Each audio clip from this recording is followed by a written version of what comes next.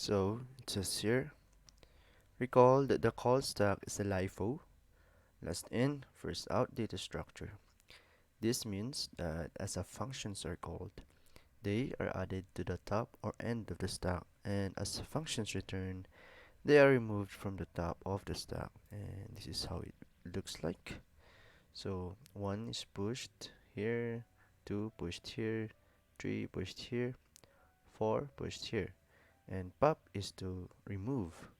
But in order to remove, the last in first out method will be the first one to be removed according to the last in first out will be 4. So pop out 4, pop out 3, pop out 2, and pop out 1. So it also says here, treat your animation data array as a stack and add a new object to it.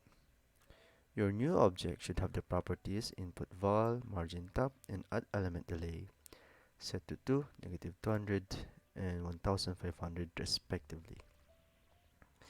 Remember to add this object to the top of the stack, or in other words to the end of the animation data. So to the top, it says here to the top, or in other words to the end, and it also says here to create a new object or add a new object.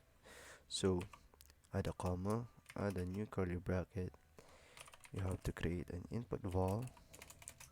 Again, since this is the new property, new object with new properties, so the new property will be set to 2, margin top negative 200. Oh my. And then add element delay property set to 1500, and we're done.